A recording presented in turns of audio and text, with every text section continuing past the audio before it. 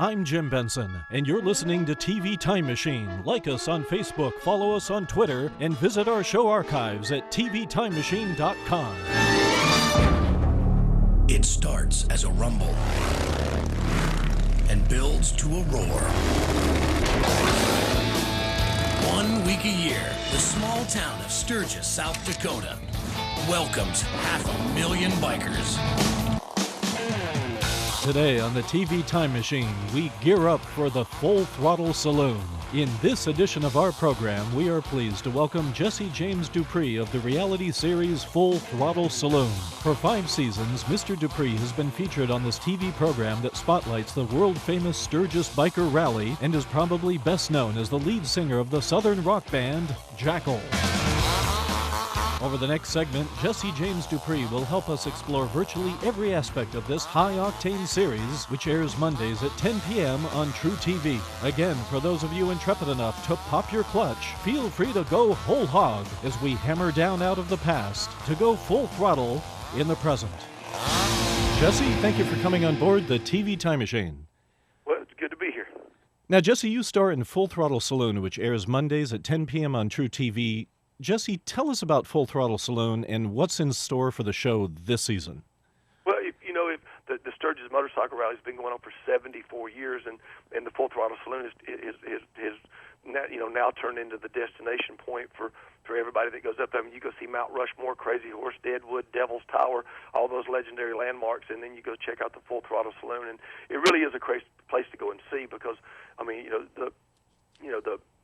whether it's the 100-year-old bridges that's been put up out there, moved off the Belfish River, it's just, again, until you go stand on that property, it's just hard to fathom it all. But we've been shooting the TV show for 5 years now, and which is another thing. It's hard to believe that we've been allowed to do it for this long. But we got a brand new season that's kicking up right now, and we've got 10 episodes, and and this season is different than all the rest of them. It's seems like everybody was heading in an opposite direction this year, and the guys captured every bit of it. So you would say that the Sturgis Rally is a bucket list event? It is the last, fantasy island for adults in this country. I don't think there's another event that comes close to it. As far as just getting out there and I mean you're truly in the middle of the plains in South Dakota and the party zone. So for folks who've never been to the rally, describe what it's like and what happens at that event. Well, the town of Sturgis is only about 5,000 people. Wow. Or for roughly 10 to 14 days a year, there's a close to 1 million people that will descend on that little town and take it over. And there's no hotels to speak of that to hold that many people. There's campgrounds in prairies that got have 30,000 people in each one of them camping out. And and you'll have somebody that that makes $20,000 a year besides somebody that makes $20 million a year, but they got their leathers on, the walls are down, and everybody's just having a great time. Now, besides the bikes, what do the people who show up for the rally all have in common? I say this all the time, but if you think about it, I mean, Sturgis is not close to anywhere. I mean, it seems like it's 1,700 miles from anywhere in America.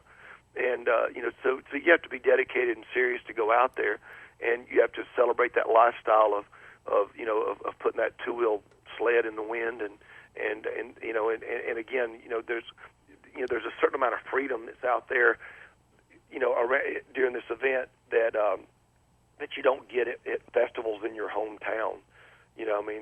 When you get out there, there's not a police officer on every corner standing there looking at you, and there's not, you're out there in what's left of the wild, wild west. But there's such a camaraderie and such a fraternity, and it's just a great time.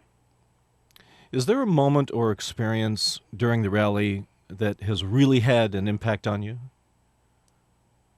Yeah, I'd say the salute to we do a salute to the troops every year on the Thursday night that Jackyl plays, and I'd say that the one that I get approached about the most is we had Todd Love who in Afghanistan lost both of his legs and his left arm, and he's one of only a handful of survivors of a triple amputation. And and we brought him out representing, all of our wounded warriors and all of our troops, and it was just it's still, when I watched that episode, I'm very, very proud on every front. I'm proud that the TV show, I think, did a great job of telling the story and capturing it. I'm proud of Todd, for who he is and the man that he is and the adversities he's overcome. And I'm proud to represent and give a salute to all the men and women in the armed forces. And we hear that so often, we get jaded about it, and there's so many people that just have it on autopilot to say right, it. But, exactly. I mean, but I've been to Walter Reed Hospital, and I've seen those soldiers laying there, and whether they're missing arms, legs, or just a piece of their mind that was affected by being over with PTSD, which is a lot of the focus on this year's Salute to the Troops was based on PTSD. So you have to check it out. It's a great season we have for you. Now, you mentioned Jackyl Night. Tell us about Jackyl Night, and how intense is that? Well, we try to make, we always try to make every show special, and and definitely every show in Sturgis. That's, Dick Clark can have New Year's Eve. That he everybody may think Dick Clark, that's his deal. He can have that. I'll take Sturgis. I mean, that's kind of our New Year's Eve, if you will, and we attack it with everything that we've got, and I think every year has been special in one way or the other. This year, I'll tell you, it goes to the dark side, and I've had a bit of a hard time, having to watch myself this year because things kind of went into a direction that I didn't plan on, but I don't think anybody can throw stones at me. We've all had one of those nights, and again, you'll just have to watch the season and to see what I'm talking about. Well, I don't know if I'm going down that road, but I wanted to ask you about the fact that you're really willing to take risks. Are you willing to do almost anything? Do you have limits? And why do you think you're such a risk taker? I'm not. Yeah, I don't. Trust me, I don't think that I am. I mean, in this, I'm not Houdini or a daredevil, and I've done some crazy stuff like getting shot out of a cannon, jumping off a 100-foot bridge, riding a motorcycle on a high wire, and doing circles on the high wire with it. And, is that all?